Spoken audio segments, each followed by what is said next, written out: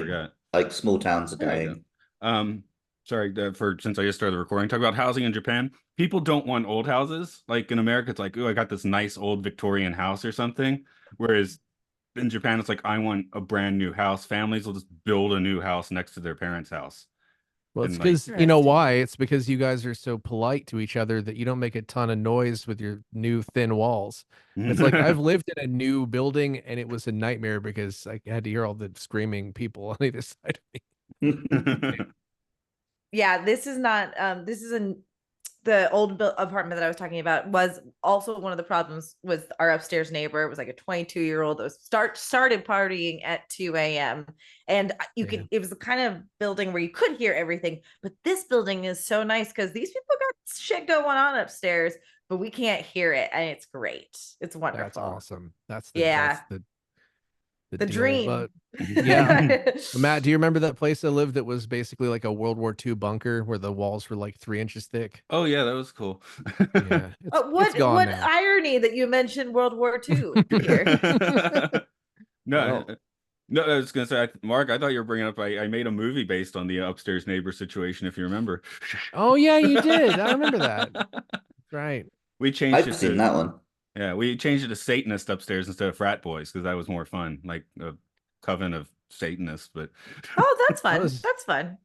it was fun that they did a genuinely B movie rule thing where Matt like found some blood and he like tasted it and said, "This is Rudy's blood."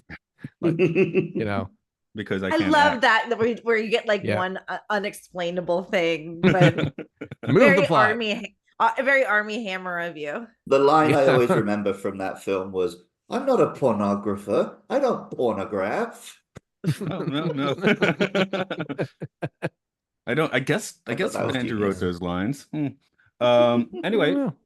if no one was wondering, I wrote the summary for this one, which Good. all assumed because I was hoping since you didn't bring it up. yeah, yeah. I should probably bring it up even when I'm writing it. Oops. I know That's Luke and fine. Gary's moving. It just got it's just intro. I'll find some time to shoehorn my summary in, and then it's pretty much a free for all for most of this. Sounds like a Everyone, have you deal. got a number? Oh, on my I other browser, as I was, well, Mark said he not. has like 150. I do not. Who's gonna get Hang to it on. first? I'm gonna get to it first. God. What number? What number are we looking for? The number. So The number on the because the list. episodes are counting down on a list of 100 greatest Oh, movies, gotcha. I Gotcha. introduced it with the number. 76. Okay. Hmm? In at number 76, it's Dr. Strangelove, or How I Learned to Stop Worrying and Love the Bomb, or Red Alert, or Stanley Kubrick's movie starring Peter Sellers as the president, or as Dr. Strangelove, or as a British Air Force general. Did you? Okay, Well, that you made the title even or longer. That's impressive. Doctor Strangelove's Secret Uses of Uranus, which is a potential title. Ooh, okay. Was it really? Yes. Nice. That was a mistake, actually. It's Films and Filth. It's a Citizen Kane of podcasting. We're looking at what's supposed to be the goodies today. One of the goodies today is Matt here. There is Mark. there is Luke. all right, and joining us for another wacky comedy after being on for the Flintstones Viva Rock Vegas. This Rock is so Vegas got this it. the Oh, Jessica what? Lynn Verdi. No, this episode's filth, right? I'm on it. No, I'm kidding. I'm just kidding. Jump on it that soon if you want. Hey, No, I'm just kidding. we called Once Upon a Time in America Filth, right? Oops, I said the title again, but Yeah, we've had We films just that were on the film list that we've called filth. Wow. and we found Well, we like no, the because I moving loved the target. Flintstones, and I didn't realize we were on to disparage it. It was very sad. we liked it. Well, We've you know, enjoyed films on the bad honestly, list too, yeah. absolutely. And to be honest, I think more quote unquote bad list films have been requested by people than good list films, right, Matt? Am I right? That's I'd say it's about 50-50, but it has grown because originally it was just regular guest Andrew at one of the bad films, and then other people started grabbing a few, which is fun. I mean, yeah, it's about the conversation. You could listen to the podcast and not watch the movie. I almost didn't watch Doctor Strange. I did, but I was like, I could get away with not watching Doctor Strangelove again. I've seen this at least a dozen times. Oh, that's fair. Okay. I think most of my favorite episodes of the podcast have been Bad List. Honestly, the Viva Rock Vegas episode is still up there. That was great. We We had a good time. Yeah, it was Yeah. great. And I really had to, I was there to defend it. That was my job.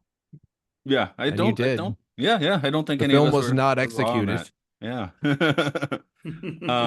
But yeah, this film, I'll guess I'll get started with my history. I saw this very young, like at 7 or 8 years old, because my aunt, who that's she had a bunch of VHS. That's how I got into like the Marx Brothers, and she was really into Inspector Clouseau and the Pink Panther movie. So when I'm like 7 or 8, I'm like, oh my God, here's another movie with Peter Sellers, and loved it. And then when we went back to visit my aunt, she was like kind of horrified by it. I guess she thought this one was really raw, not her type of humor. I like this better than the Pink Panther movies myself, but I mean, Peter Sellers is huge at this time, right? He is just can do no wrong, whether you like the Pink Panther or not. I watched it using Amazon this time, and like I've never seen Lolita, but that was huge, and he had to play 4 roles in that as yeah. well. Multiple roles. It might have been 4. Lolita's one you don't watch so often because it's kind of uncomfortable. Yeah, Columbia actually only agreed to finance this film if Peter Sellers played 4 roles, and he was going to play 4 roles. But I think he hurt himself or something, so that's how Slim Pickens entered. He was going to be the he was also going to be Major Kong. You know what though? You get a better performance from Slim Pickens. Yeah. I'm sure there's a universe where Peter Sellers as Slim Pickens works, or that character. But it's better it's not, I think, actually. It's part of the rich tapestry. Yes. Yeah, but I don't remember the first time I saw this. I might have seen it on TV. I feel like I've known the title of the film my entire life because it's this perfect example of late 20th century, what would you call it? Like commercial speak, like corpo speak that just would not exist in a film that was made now or before this. It's just sort of a perfect distillation of Mad that Men time speak? period. Yeah, Mad Men speak. Sure. I mean, absolutely. It's like that title is very evocative of somebody trying to sell you a car or something. Oh. But I don't remember. Matt might have shown it to me. I don't remember. I feel like the film has always been in my life. Yeah, I think it's one of those things I did have on like a dubbed VHS, and I may have made you watch the dubbed VHS in the 90s. So Dubbed? yeah, like I used sorry. VCRs. I was thinking like it was dubbed in a foreign language. I was like, Sorry, what? I'm using an Okay. anachronistic term there. Nobody uses Yeah, that term okay. anymore. I don't know. Yeah, People I get had no idea what cassettes you're and talking about. stuff. Speaking of, late 20th century. There you go. Luke, what's your trip with this one? So I definitely had read a lot about this film. I was obsessed with like Cold War, mutually assured destruction when I was younger because I grew up kind of just after it. So it seemed insane to me that you like lived with that possibility over your heads. And I'd always assumed I'd watched it, but then I watched it this week, and I'm pretty sure that was my first time seeing the film the whole way through. Oh, first impressions then? Cool. I liked it. It's one of those. It's that very specific kind of comedy where I go, that was very funny, but I didn't actually laugh. Makes sense. Jessica, I'll bounce the ball your way. And this was, I don't know if you remember requesting it. It was like a year and a half ago, but at some point you requested it. So yeah, and I wonder why I requested it too. And I really do think it's because similar to you, Matthew, I have an appreciation for Peter Sellers, Marx Brothers, The Stooges, thanks to my father. And so this was one of those movies he would watch, just like Dune. I'm named after Lady Jessica from Dune. So like a lot of nice. what I know, is that cool? Yeah. Like And really, my father did make a mini me version of himself in terms of like someone he could connect with about music and movies. So I have watched this on its own as an adult from the beginning to the end, because there's also the AMC era, not AMC, what's the movie classics, TMC, like where you'll catch 5 minutes of this and it's on and you only flip to the Mein Führer part, but like to watch it all the way through is an experience as an adult, and I really wanted the experience to have to watch it again, because really it's been long enough since that I forgot a lot of this stuff. And one additional piece of information is the script was written for me, but I got to cover this movie on the Sci-Fi 5 series for Roddenberry. And so there was some fun tidbits of information there that probably someone like Earl Jones, or maybe my co-host for Mission Log, Mike Richards, who you guys know, might have written someone wrote it. So I was also kind of excited to like rewatch it there for that reason too. We won't hold you to having to remember the tidbits, so they might be stuck in the back of my head. And there's one great tidbit that I latched onto as an actor, and I was going to hold on to it, but I'm happy to share it. So George C. Scott, who plays Turgidson, who's the general, basically, didn't speak to Kubrick for years after this movie came out, because do you know this? I think I know where you're going, but you can go for it. Go ahead. He basically said, and this is secondhand information, he basically said, I need you to do the biggest take, be insane, go for it 100%. That's not the take we're going to use. And then we'll give you your normal takes. And of course, the plan was the entire time to use his insane takes. And it doesn't seem like he's overacting. George thought he was. But then I think years later finally had a coming to Jesus and realized, oh, that was exactly what the movie needed. What a brilliant stroke of genius from Kubrick to know exactly how to get the performance he wanted out of the actor. You know what I mean? Although that backfired in some other cases. Oh, I'm sure. Yeah, like the moon landing, right? Like that's yeah. It's too good. It's like, well, actually, the best argument I heard for against the moon landing is if Kubrick had made it, it would have looked a whole lot better. Well, there was a weird parallel here. I don't know if you knew this one, Jessica, but it was like the B-52 had not been officially revealed, but basically there was a photo of it in a British magazine. So like the effects guys made a mock-up of it, and Kubrick himself was afraid that the FBI would come after them for making something that looked too much like the B-52. Oh my goodness. Which is wild. But his attention to detail pays off here, right? Like, yeah, it's just so amazing. And yeah, it is nice to have the Amazon notes up, like just to check in with them occasionally, like to kind of see it. I think one of the ones that I hovered my cursor over was that he had to make the designers swear that they didn't have actual intelligence to design the cockpit of the B-52. I didn't see that one. That's awesome. Pretty cool. It's pretty great. Yeah, it wasn't until the plane started flying low that I even realized I was looking at model work. Oh, really? When it was up in the sky, it could have just been shots of airplanes as far as I knew. You were on your phone?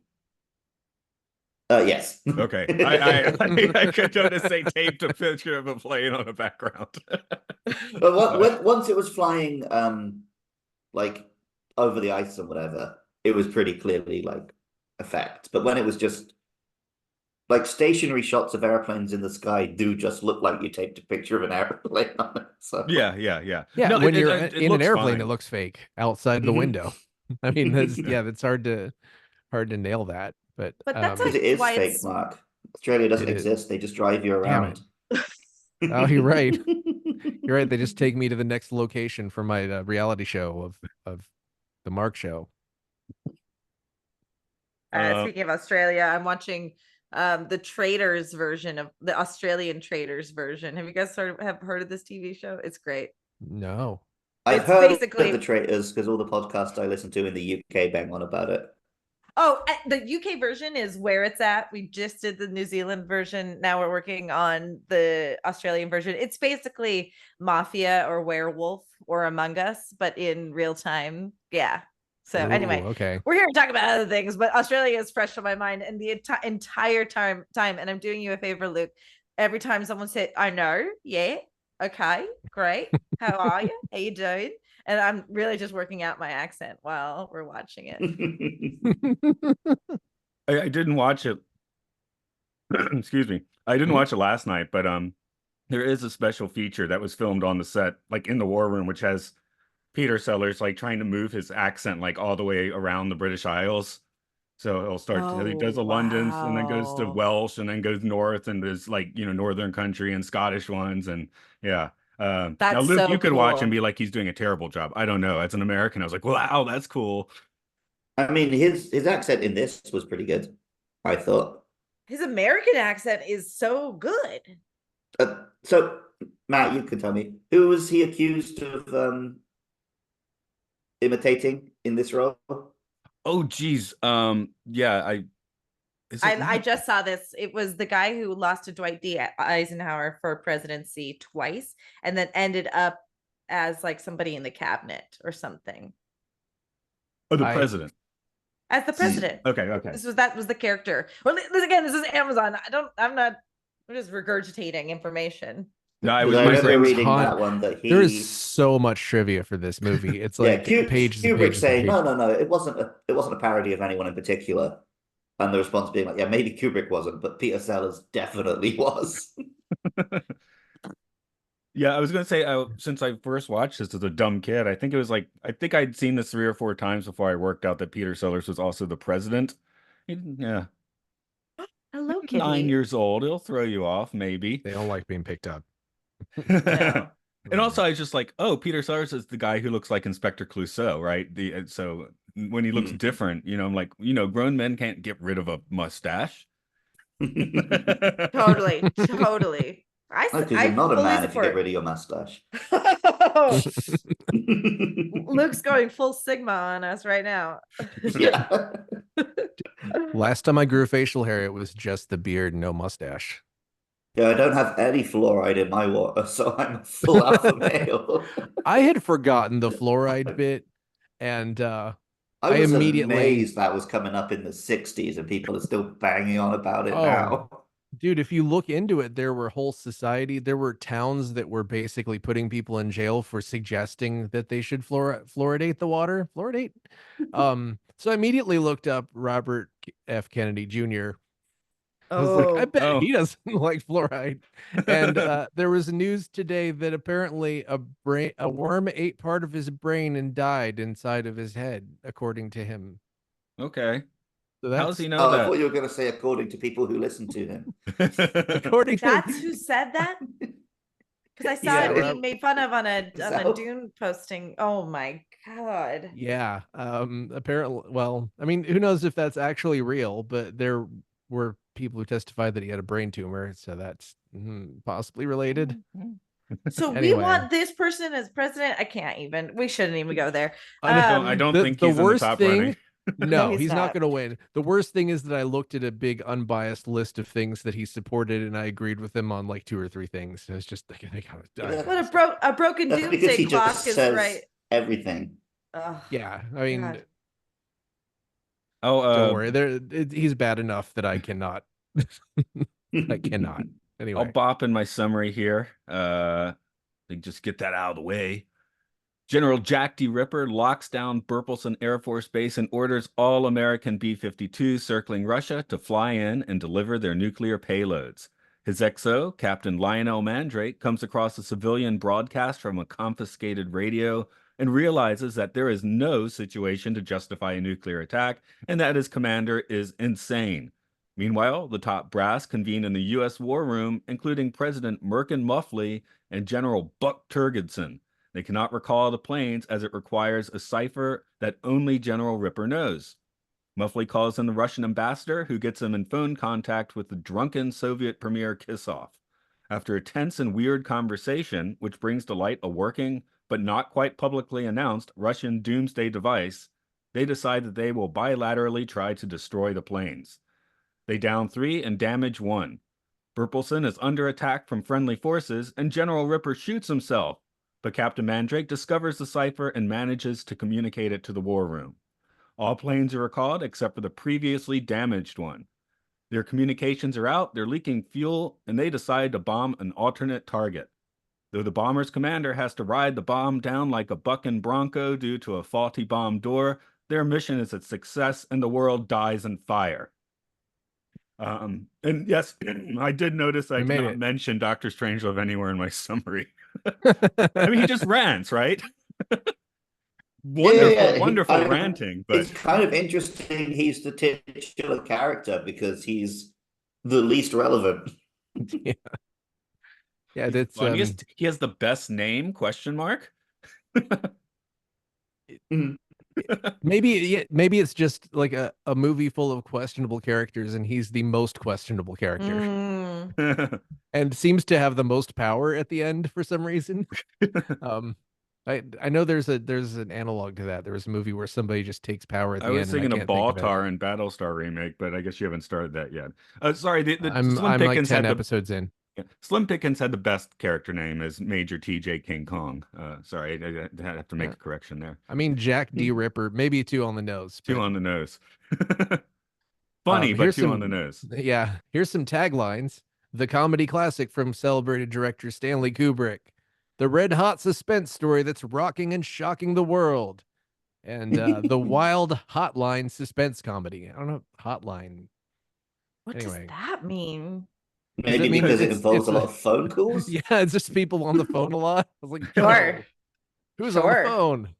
I mean, genuinely, when the president's on the phone with the prime minister from Russia, whatever, Dmitry, it's a master class of acting. It's just so funny and so wonderful. Because I'm with you, Luke. This is not a laugh out loud.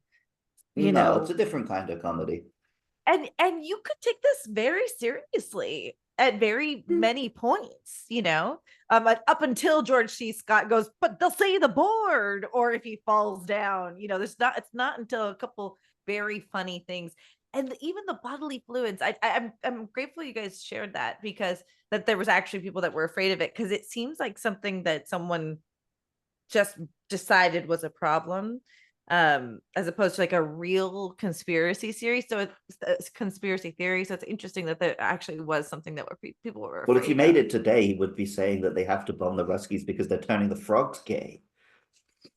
Yeah. Gotcha. Yeah, I was trying to find what the analog there was too. Was like, because it could be a commentary on people who are actually insane and then they just take the idea too far, or people who've made up a problem. So that's frogs turning gay are very scary.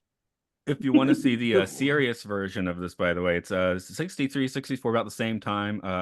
Failsafe, starring Henry Fonda as the president, is also based on Red Alert. And to be fair, they threw out most of Red Alert, making Dr. Strangelove, and rewrote it. But Red Alert was also, I think, made as Failsafe, which is basically the same story done very seriously. It's a good movie, but it's not a great movie. It's a good movie. As I understand it, Kubrick did start adapting the novel as a serious movie. Mm-hmm. And then he quite wisely made the decision that, no, this isn't a topic you can make a serious film about because it is absurd. Well, the only way to talk about this is black comedy because it's just insane. Yeah. What I didn't know, I assumed, when I read, it was based on a serious book, that it was sort of a Starship Troopers situation where he was just going to kind of have his way with the material. But Peter George, who wrote the book, apparently helped write the screenplay, and then he is listed as one of the writers. Yeah. So he was pretty much on board with this, and then he died by suicide 2 years after this. It is not entirely clear why, but it's speculated that he was afraid of nuclear war. So if you spend that much of your life thinking that deeply about that. Yeah. Wow. Heath Ledger. Okay, I mean, it's not nuclear war, but that's a good case for maybe don't immerse yourself in your work too much. Yeah. Gotcha. But so that's wild. But But I don't know. That is some It makes interesting me, lore. it does make me feel good that the guy embraced the direction of this movie, because I think a lot of people who would write serious novels would be just angry at that. Yeah, I wonder. I really would like to be a fly on the wall in that room while they're deciding what it should be. I'm sure there's an element of that guy being stoked that Stanley Kubrick is adapting his work too. You know what I mean? Yeah, this What is was kind of the Kubrick's line. cachet at this point? I think he was just this is kind of the pivot of him from being like not a journeyman, but just kind of like, a hired hand. Because Spartacus, he's a straight up hired hand. I think he Oh, was brought in late to direct that movie. Lolita was thought of, as you said, more of like a Peter Sellers film. So right. it's kind of like when there's an actor that kind of like I guess like Tom Cruise doing movies with Christopher McQuarrie, right? McQuarrie was a director before, but not like his own dude yet. Hmm. Is no John Woo. No, Anyway, No John Woo. apparently Because I John was Woo's. reading, Matt got me the book about the making of 2001 for Christmas last Oh, Christmas before last. And reading that, it sounded like a lot of people got on board with 2001 off the back of being impressed by Strangelove, either as a piece of filmmaking or for like the younger generation of like workers. It was like, oh, this guy's cool. He made Doctor Strangelove, so I want to be in his film. that really tracks. It's a So I nice guess bookend, because uh, we had your co-host Mike on for 2001. yeah. So Oh, there you did go. you? Oh yeah. Yeah. Oh, that's great. That Yeah. works out. But yeah, for Kubrick as a filmmaker, I guess, if I as a Beatles obsessor, I'll just make the analogy that I guess Strangelove is kind of his Rubber Soul Revolver period, when it's like getting past the earlier stuff, which is fine, but the flavor changes. I mean, we did Paths of Glory, and that was pretty heavy. That I guess that felt very Kubrickian in many ways. Yeah, yeah, yeah. And another anti-war one as well. So I guess Kubrick was So not into war. Okay. what's his White Album, Matt? You have to say it now. Barry Lyndon. Okay. I Yeah, one haven't of my seen it, so I favorite have to agree. one of my favorite things to talk about with like auteurs like this, like a Wes Anderson or who's the Beetlejuice dude? Michael Tim Keaton. Burton. Oh, we're thinking director. Burton. Directors. No, I'm clearly my brain's half on. Tim Burton. Well, Tim Burton, yeah. That they do get all of a sudden the studio's like, great, we're gonna give you the money to do the thing, and that's usually their second big like enterprise. That like Beetlejuice is raw, but then you get like what's I always think Nightmare Before Christmas is Tim Burton, but it's not. Scissorhands would be I like his Edward Scissorhands Scissorhands is a and then good, yeah. Beetlejuice. Yeah, but like he's got, when you see the like, for me, Wes, I'm really not being clear at all. Wes Anderson, you have, Bottle Rockets, which is just like, hey, look at what I can do, kind of. And then you have Rushmore, which is just raw beauty and awesome. But then you have Royal Tenenbaums as his junior effort. Like if you're looking at schools, right? Freshman, sophomore, junior. It's just perfection in film. So it's kind of cool to see. We're probably looking at his sophomore effort in so many words of like, hey, I'm finally able to do what I want in the voice that I want here. Mm. Well, that goes, his last film was Asteroid City, which when I watched it and loved it, when people asked, I'm like, do you like Wes Anderson? If the answer is yes, watch it. If the answer is no, do not watch it. It's like, sure. it's just like, Controversial opinion. I think Wes Anderson is like maybe the most consistent filmmaker ever. Like, it's kind of insane. I haven't seen Asteroid City yet, so maybe it's not fair for me to say that. It But is fair, and it is wonderful, and it's actually one of the weirdest ones he's ever done, and it's impeccable somehow. yeah. And it's just everything in it is like the Wes Anderson choice, which if you don't like him will drive you insane. But I I actually can't. think it is a Wes Anderson choice, but I feel like he's still challenging himself to do something he hasn't done yet. And then his Roald Dahl stuff that he actually won an Oscar for finally is fantastic as well too. I don't know, he's having like this renaissance in a weird way. That's hard to say because you're right, he's never changed the type of director he is.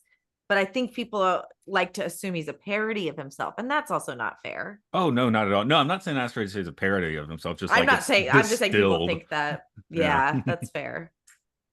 Well, So actually, I'm glad we do have you on as a guest, Jessica, because this movie has one female actor who's on screen for 2 minutes in a bikini. So, She's killing it though. She's I doing sure a thought great about job. oh, and she Oh, looks that good in doesn't a affect. bikini. It's just like, Right. is that I'm just like, is that horrible or genius that this there's? I guess it's because it's a military and it's all about like measuring contests. So, Yeah, it kind of has that. Sorry, I know you asked Jessica, and I'm Oh, about to please, talk please. first. Oh, It no, reminds that's me of the argument with The Thing, right? The Thing was written to have a female character, but actually it makes so much more sense as a bunch of dudes locked in a building together. That's interesting. Because I actually did just note that. one woman in that war room would have maybe calmed everyone down a touch. it's Well, like the yeah, only let's not say women have like not all women are rational in these No, scenarios but too. there is an element of just the masculinity and the testosterone and, like Matt said, the dick measuring of it all.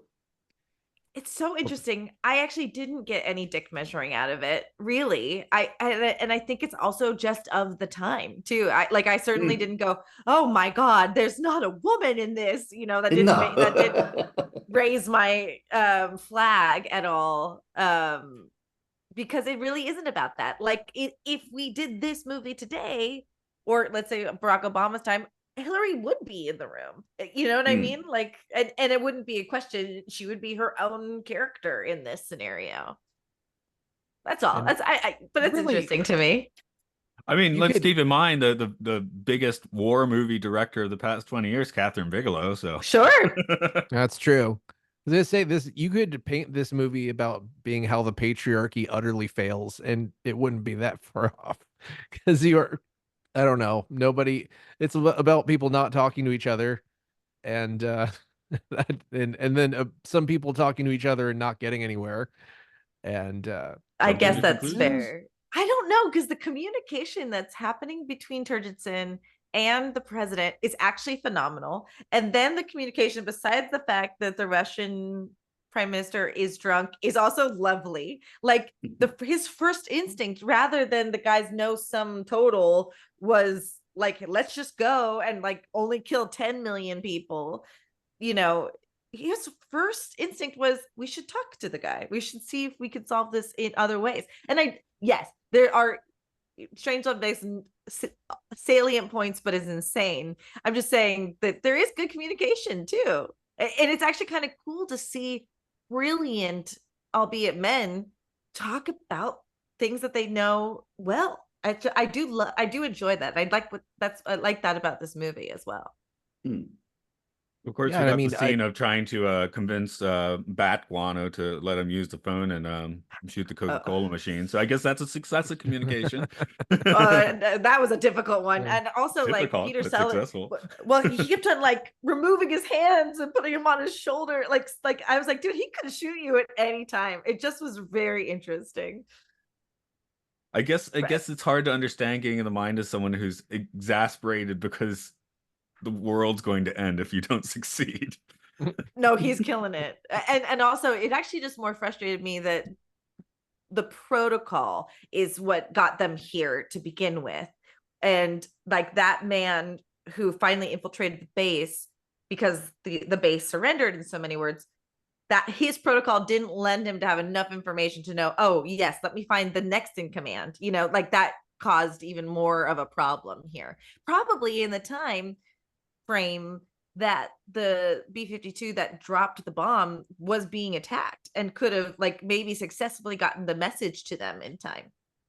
I don't know if someone's done the math on that yet, but no, Well, it's sort of that road to hell paved with good intentions. Because like, okay, we'll help you shoot down the planes. Oh, now we don't have to, but we've damaged this one, and they're good at their job. They got Darth I think Vader. that's always been woven into Cold War lore, right? The idea that we're gonna have to shoot down our own plane in some situation or bomb our own cities. Like that is definitely. right. I think, doesn't Red Alert have something where they offer to nuke Pittsburgh or something? I think Oh, that wow. spoiler. I think the end of Failsafe Sorry. is allowing the Russians to bomb New York City because they've Yeah. already bombed a Russian city. Which that's, I guess, the black comedy inherent in this ridiculous game that we set up for ourselves in the 20th century is just like, yeah, you might just have to let him do something. One finger for you, one finger for me, whatever you want to call Yeah, it. that's when I read the book and watched the movie like pretty much next to each other 10 years ago. So yeah, probably crossing the streams a little bit about what's in what.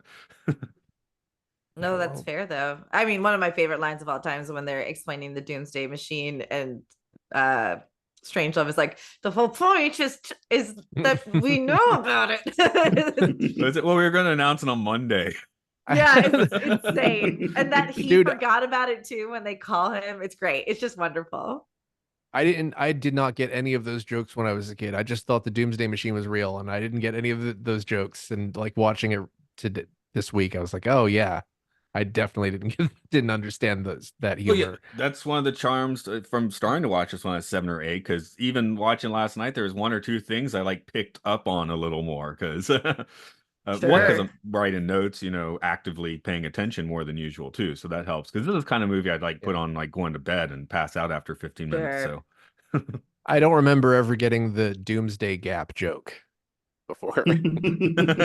It's just hilarious. So in one version of this script, aliens observed this from space. that's that's something. That's something to remake today. Yeah, I mean, why not? I guess, do you say Simpsons did that, but Oh, maybe well, let the Simpsons do it. I don't what know. hasn't the Simpsons done though, Yeah, when you make 800 episodes. Yeah, at this point.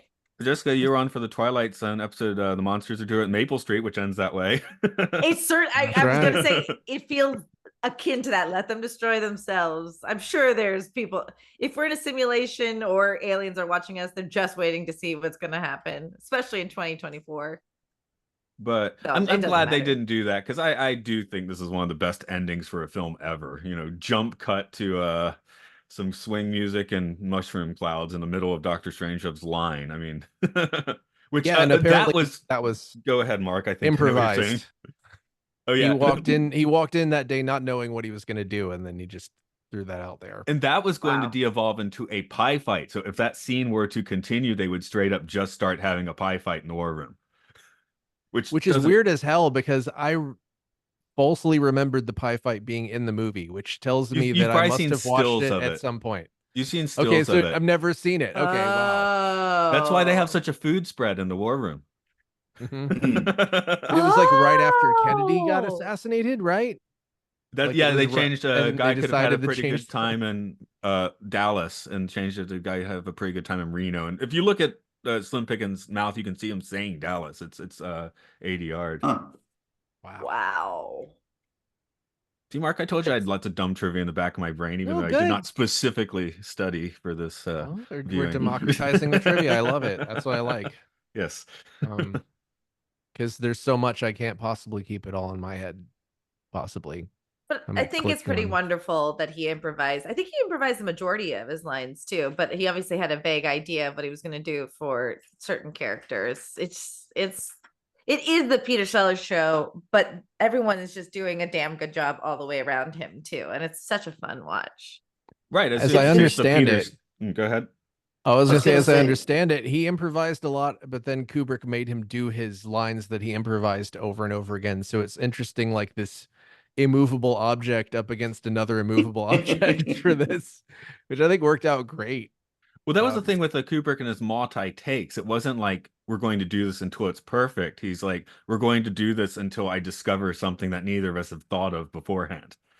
Huh. mhm. mhm. It So, makes Yeah, sense. You because repeat it Interesting. until the lines stop meaning anything, and then you repeat it 10 more times. like Wow. And then Luke, when we talked to Daniel Richter, who was Moonwatcher, he was saying like the first, it was just a little splinter of he played the monkey man, and a little splinter of bone went off, and I was like, hey, that looks cool. Can you do that a little more? And then they did like 20 more takes where they just got it till he's smashing the bones and they're flying all over the place, So that was kind of a with the whole production of 2001, Kubrick went in with a vague idea, and somehow a film came out at the end of like a grueling 4-year shoot or whatever it was. Oh my God. Never again. That would Yeah, never he happen is. today. He has a reputation as this perfectionist, but he's also quite an improviser. He's also what? You died there. So I imagine him and Peter Sellers probably did work together really well. Say that He say that also, again. You went all robot-y there. I'm on mobile data, so that might be why. He's an improviser. There we go. Yeah, sorry, folks. It might be a month or two before Luke gets real internet again in Japan. I wish I could just send you bandwidth through the mail. That is a weird thing when you move houses. They make it like insane, and they're like, "We will schedule a guy to come in 2 months and do it." Maybe that's labor shortages. I don't really know. Yeah, there's so many hidden fees and stuff as well when you move in Japan. Yeah, being a robot is one of those hidden fees, I guess.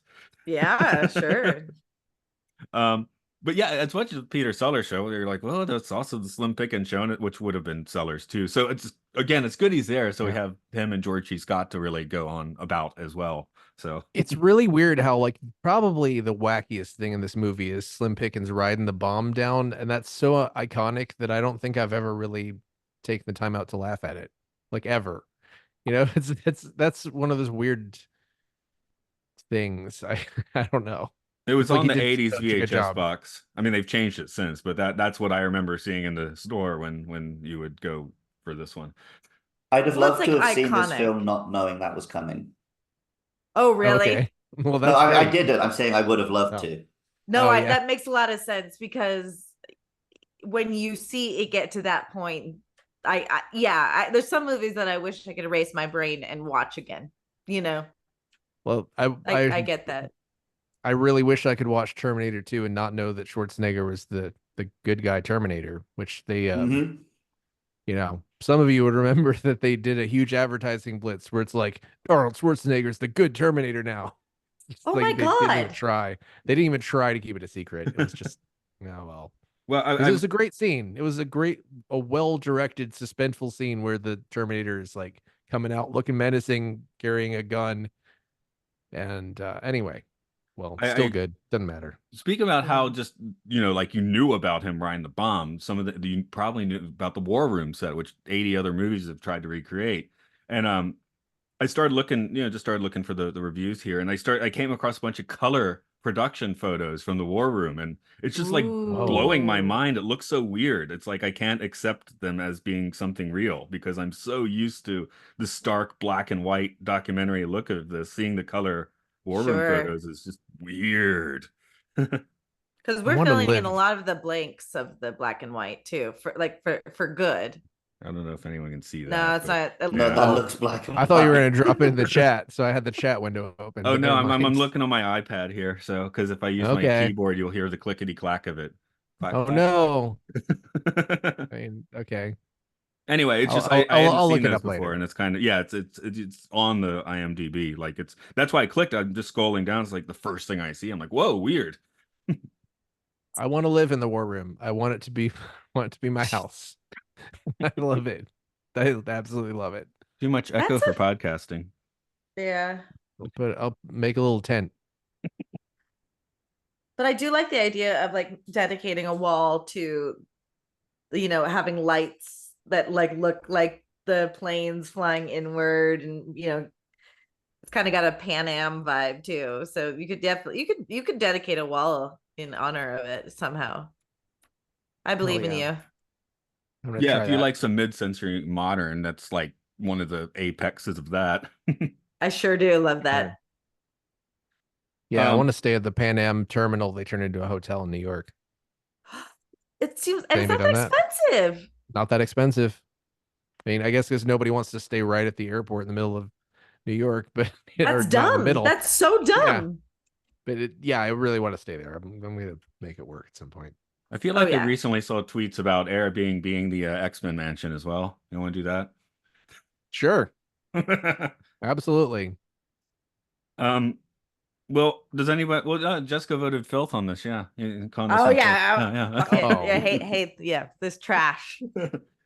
Although it is like I mean, this just looks like film. It's like this looks like even when you watch it on like your laptop, it just feels like there's a canister of film running through your computer, you know?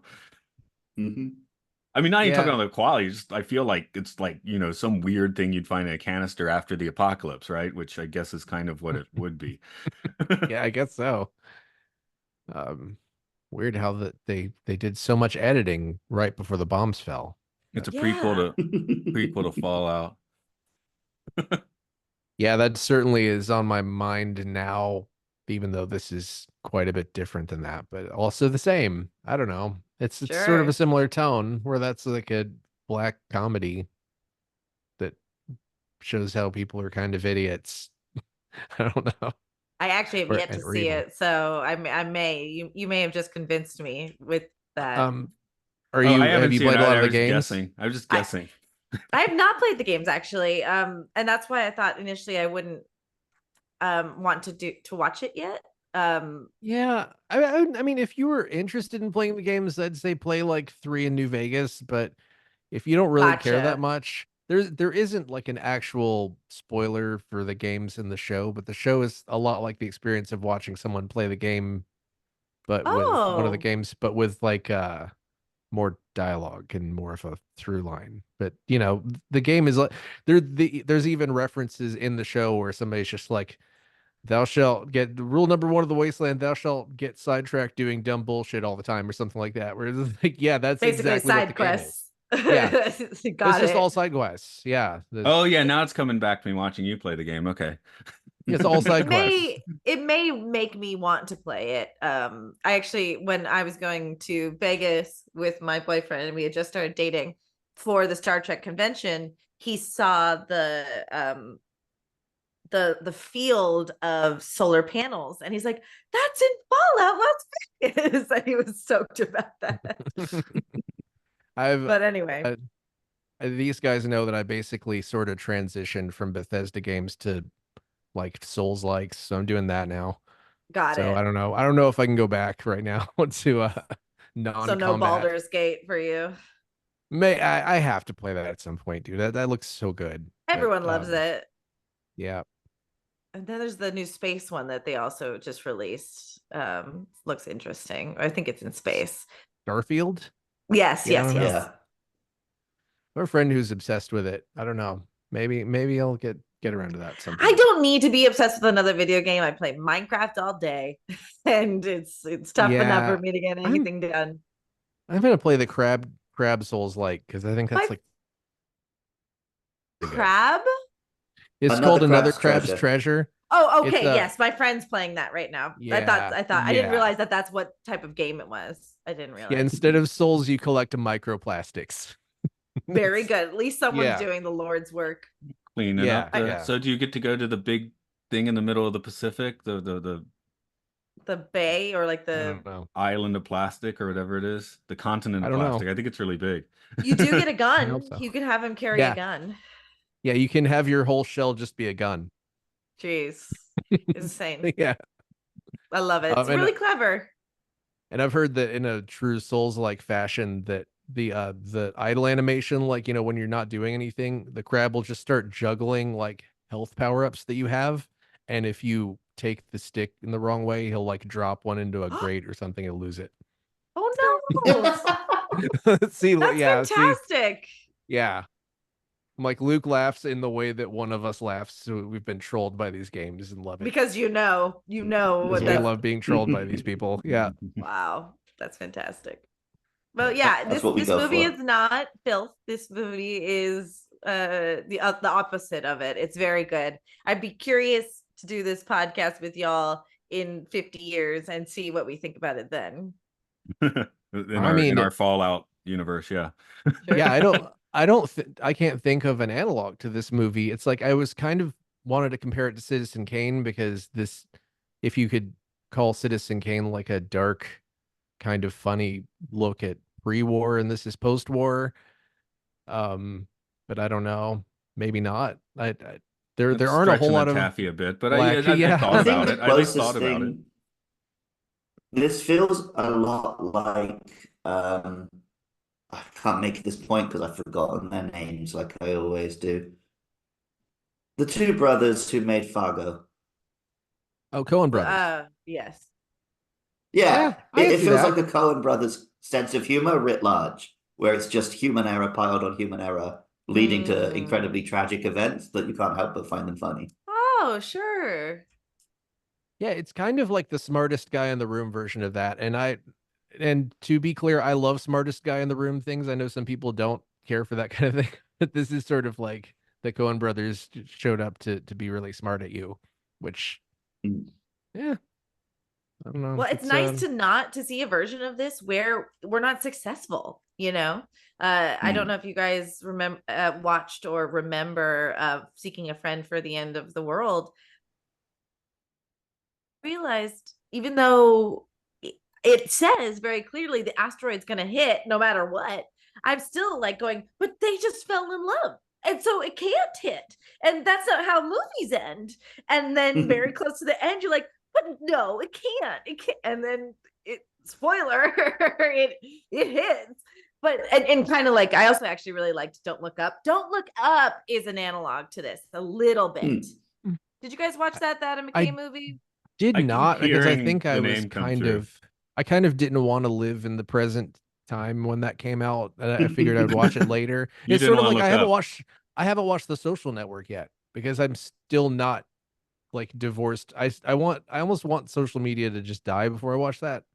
Sure. I will It's say not happening. a lot of people did not like the movie, and I can understand why. I actually it's some of the satire there was actually it just hit really well for me. But I would say that is like analogous to some extent of just like a kind of like people trying to really solve the problem, but there's all this other politics going on as to why it can't be, and the American way, and we need to mine the meteor and all that stuff. So I would say that that's not as good, but similar. Okay. You mine the meteor enough, it goes away. Is that the idea? Well, keep the mining idea it, was keep mining it. There'll be nothing left. that would be smart if that was the case. No, the idea was that you could basically get all the stuff that we need for our smart technology now, and then deter the meteor to go away. It was corporate greed at its best.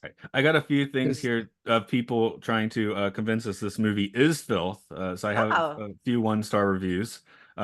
This one I won't read, but one of their complaints is there was no color. So I thought that was fun. You can't argue with them; they're not wrong. No. Yeah. Okay, no, there are two colors. Here's the full one. Yeah, the black and white are colors. We have to argue with our students sometimes if black and white are colors in Japan. Oh, that's unfortunate. Here we go. That's for the question. What's your favorite color? By the way. Okay. Sorry, it's not nothing we deeper. The context. We needed it's not deeper. It's just No, I didn't think so. I just like, but I can see why I meant more from like an intelligence standpoint, not realizing that black and white are colors, actual colors of the. But I think if white was your favorite color, that'd be kind of weird. I think I don't know if I've known anybody whose favorite color is white. It's unique. Lots of people say it. Okay. Well, never mind. What is a favorite color? This is mind-boggling. Black and white. What's your favorite color? My favorite color is black. I get that all the time. I like wearing white, but it's hard for me to pull it off. I'm a little overweight right now. Anyway. This one is called 1-star review. What Did I Miss by Bullfrog? I almost fell on my chair when I saw the ratings for this movie. There must have been something I missed. I thought the movie was terrible. I didn't laugh once, and what comedy was intended ended up being irritating to watch. To me, real comedy is White Chicks and Nutty Professor, the Eddie Murphy version.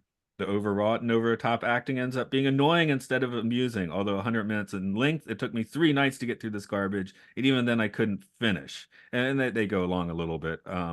Wait, so this is overwrought and over the top, and the Nutty Professor Eddie Murphy movie is not. That's what I'm having a hard time believing this is a real. This is a real review. This may be a shit poster. I don't know. It's kind of, it might be. You never know. So you might get subtle about it. Anyway, 24 Eddie Murphy was the Peter Sellers of his day.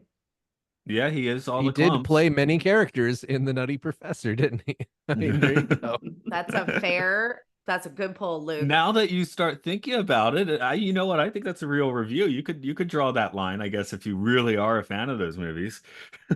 How much would I people have wish lost their minds if there was a Eddie Murphy remake of Doctor Strangelove? Riots in the streets. I I mean, like I could see him playing Doctor Strangelove. That would be pretty funny, I think. It actually would be fun to watch him do Um, all of it. Think yeah. about it, like I Bowfinger love Day Eddie and all that. Murphy. Like, yeah, he's great. It would Yeah. be it would be a different interpretation, but it would be really interesting. It would definitely be him surrounded by a bunch of dumb white guys for sure, and him being the smart guy in the room. That would be, because that's also seems to be part of his brand too. But that's a really good pull. Like someone who's capable of doing all those characters. I certainly wouldn't want Tyler Perry to do it. Let's put it that way. Yeah, Tyler Perry apparently is going all in on AI, so he's going to do an AI. He'll do an AI version of this where everyone is him or something, you'll but get it's not every really movie him. where It's everyone's AI. Tyler Perry. Did you guys know about the potential sequel to this that never happened? I just read about it No. on Wikipedia this morning. Yeah, 1995, Stanley Kubrick wanted Terry Gilliam to direct Son of Strangelove, which would be about Dr. Strangelove living in underground bunkers with a group of women. I don't know if that should have been made. But Terry Gilliam said apparently it never got to the point where Kubrick contacted him about it, but he would have done it if he'd been asked.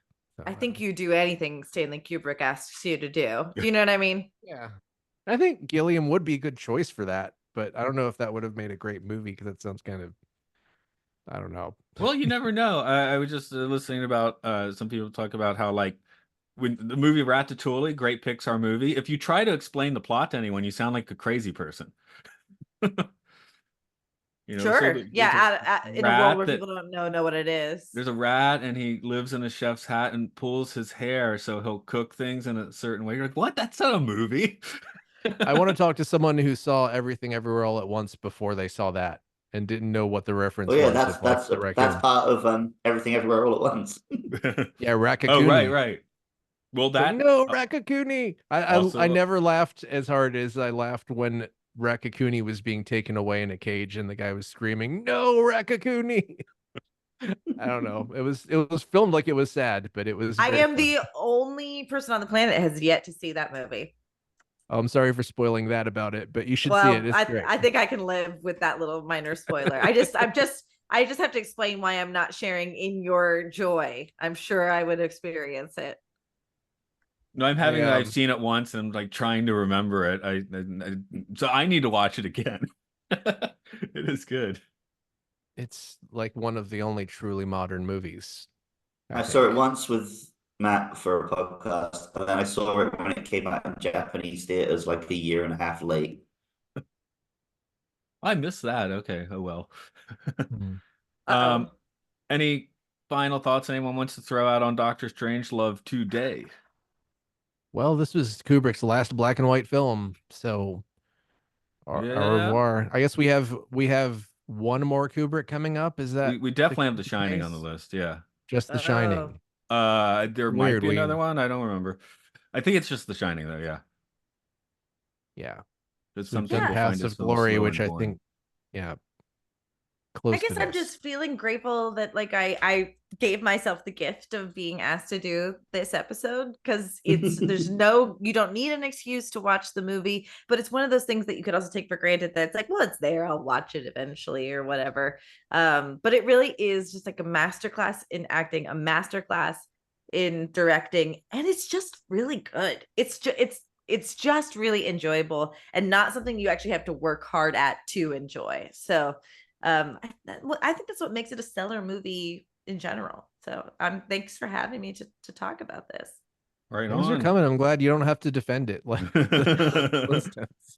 I'll defend Flintstones 2 till the day I die. And you know what I realized? I actually, when Mike and I were doing our most recent interview for our new series, he mentioned that he triggered me by reminding me that I had to defend that movie.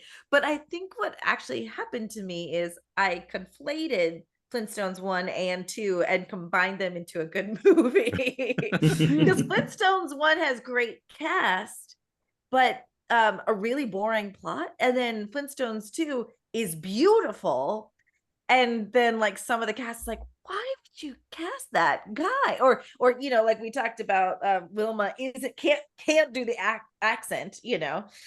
So I think part of me just blended them to make one good movie. No, I So think back to that movie as like going to a theme park because it has all those big ridiculous sets and colors, and I'm like, oh, it's like going to Disneyland. it's I mean, Universal it Studios looked at like its the thing. best. Yeah, yeah. I guess I should say Universal. Well, Haven't because been to Universal Universal for a long has time. it has the foot car still, and but it's you, if you go to Universal theme park, you're seeing it might as well be Flintstones because that's how good it is. You know what I mean?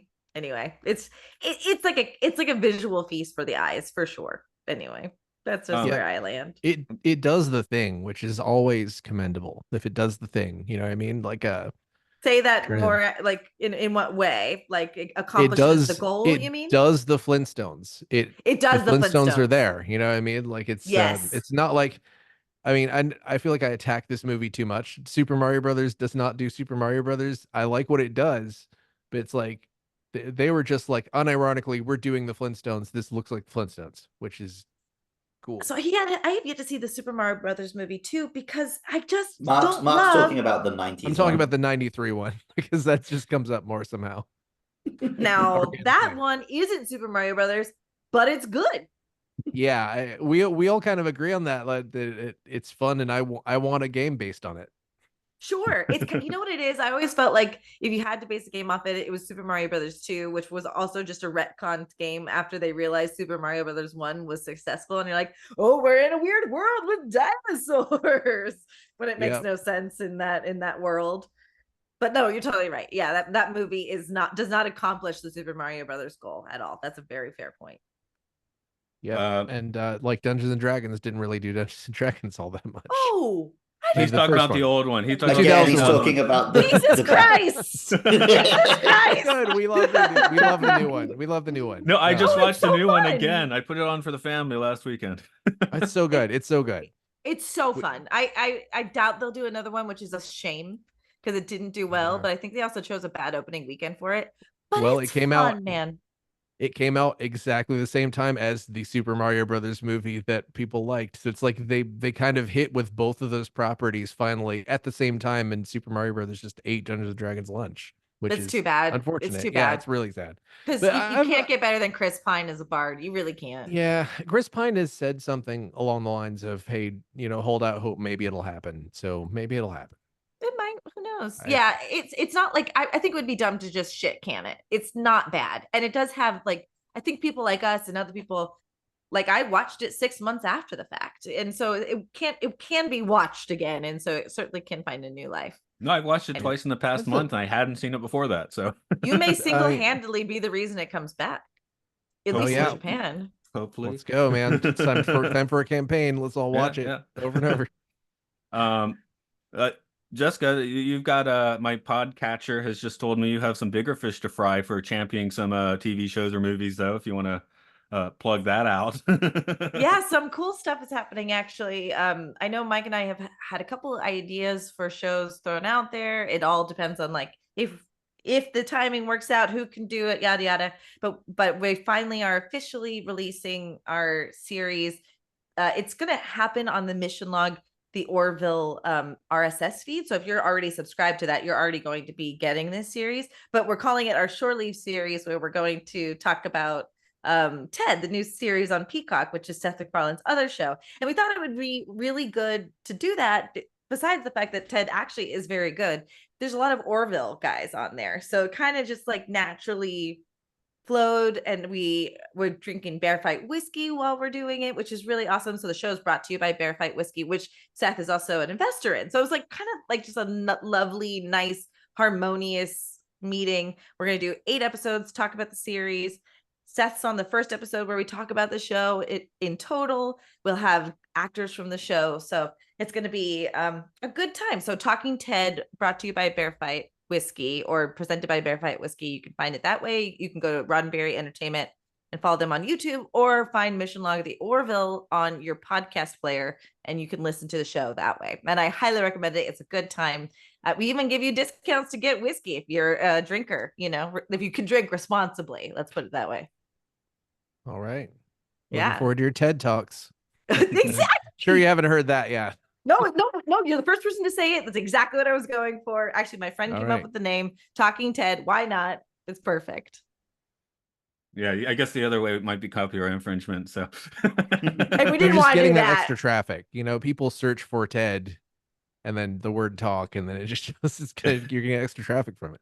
That's all I want. Is just to make it a little bit confusing, but also like quirky and cute. And I think we towed the line. So nice. Thanks for having me, you guys. This is always such a blast. Thanks for coming back. Well, come back for a good, bad, in between movie. What am I slated for next? What else did I ask for? I guess I'll ask that once we end the show. But yes, you're on for something. Okay, great. I'll figure it out. Real quick, just for us, we're Podcastio. Before Matt does the plugs, because I've been sat on the wooden floor for an hour and a half. And he's turning into a robot. He's also turning into a robot. Bye, Luke. Transform and roll out, Luke. I was gonna try. Oh my god. He's ordering donuts in Wayne's World. We'll see you later. Yeah. As for us, we are on Patreon at Podcastius. We talk about this. Talk about the Twilight Zone at Time Enough podcast. Talk about Space 99 Podcast 1999. And Luke talks about Pokemon. Luke loves Pokemon. Hyrule Field Report for Zelda. Probably just finished that. And the game show where gamers game each other about the games. So it is killing me how there's just a freeze frame of Luke smiling in the corner. My notes are still over that. I don't see that yet. I have to look for that.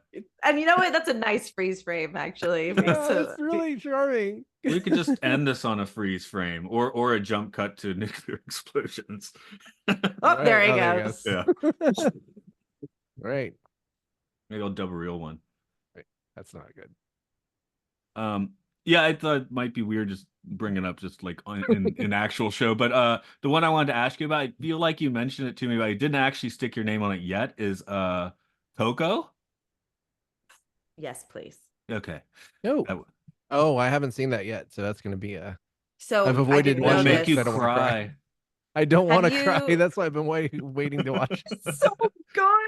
It's just and the music, if you're like a fan of like music in movies, it just nails it. This is like my biggest complaint against the new Mary Poppins is like, if you didn't have good music, why did you do this movie? But Coco is brilliant, and it's lovely. See, I've only seen it once. I complained so about the new Wicker Man. To it.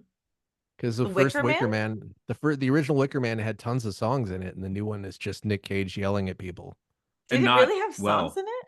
Yeah. Like these, you got to watch it. Folk rock songs, dude. It's so good. They're like it? The original. Yes, Christopher Lee, and maybe his best performance. Oh, that's why we hate the 2006 one so much, because the 1973 one is so good. Which I'm actually going to finish editing that podcast right after we end this. Because have you seen Midsummer? I did I Wikipedia'd it so I could learn what happens because I'm scared. I don't do well with horror, but I think I actually may watch it. Both of those movies, I mean, Midsummer is it's a better like descendant of the first Wicker Man than the remake of the Wicker Man is. But both of those are more about like dread and spookiness than they are about like scariness. Day horror is the term. Daytime horror, like Shutter Island. Like I think there's, and I could do Shutter Island. I just didn't know what kind of horror I was getting into, but once I learned that day horror was a thing, I think I can actually handle that. Yeah, don't watch Hereditary, but you can. That's not me. Don't watch. It's not going to happen. Now the thing is, this is my sick sensibility is that I want to watch it because I want to know what fucking happens. The only ones I've been able to watch ever though were Paranormal Activity, and that's still pushing it, like because I know it's fake, but still like they get some good jump scares, but I just embrace the fact that I'm not a paranormal person. I don't want the horror. Yeah, I totally get it. but that's why I watched the end of Threads, because I really wanted to experience the end of about Threads. I don't Like know. the massively depressing. Well, the U.S. made a like day anti-war movie that after. aired the day after, where it's just a scare film about like how terrible everything is after the nuclear bombs drop, and then Wasn't that the made for TV movie? yeah, the UK That made like one that was was way worse. because I Like remember that's what apparently that is what made people realize like the Cold War is actually scary and like this is a big deal. Is that correct? yeah, it led Virginia? to Yeah. policy changes, just like Dr. Strangelove led to policy changes, but I think that actually led to bigger policy changes. But Did it Threads is really? like, yeah, but Threads is like super dark as hell. And like the end is basically this lady gives birth and then looks at her baby and starts to scream, and then it cuts away to black. I was like, oh, I want to see how horrible that is. And I like regretted watching that because it's so horrible. Like just bad? I mean, scary, Not like oh, dark. oh, Just oh. No, it's I supposed to be understand. very well made. People say it's actually much yeah. better than the day after, but just Gotcha. it's like the opposite of watching something for Big- fun. So Big you and I downer. are similar, Mark, that I want to watch it just because I gotta fucking know. But then Yeah. I've learned to accept that I'm not gonna. Although the Wikipedia hack has helped me. Like, you know what? If I know I'm not gonna watch the movie, like the one, what's the Mother movie with Jennifer Lawrence and Yeah, I Javier haven't watched that. Bardem? I haven't Yeah, either. I know of it. I haven't watched it, but I did enough of a Wikipedia dive into it where I was like, you know what? I actually think I could if I wanted to. So that's kind of where I'm at now. Is like if I think I'm interested or I want to know the plot, I'll just read it, and that helps me. Just a little baby, you guys. Oh, I yeah, have to jump off because I poorly scheduled my life. That this was a very fun Yeah, time, and thank you. I Thanks for appreciate you coming. guys. I got to go work too, by the way. So Okay. Oh, I know. I just biffed it on my scheduling this week, but thank no you. And yes, problems. Worked out if perfectly. you ever want Good me to have on you. the video game show, Mark, I'm happy. I'm all in on Zelda. That's my favorite thing on the Oh, planet. dude. We'll send Luke a message. Yeah, that's Luke's category, but I mean sometimes I'm on there and sometimes Matt's on there, but you should Oh, I definitely got go on there because no, you should go on there because it's really fun and there's those guys are really this great like dark British comedy over there in those fun. parts. I Yeah. love that shit. Okay, All right, I'll guys. say Thanks bye-bye to the again. patrons. Right. See you Thanks for later.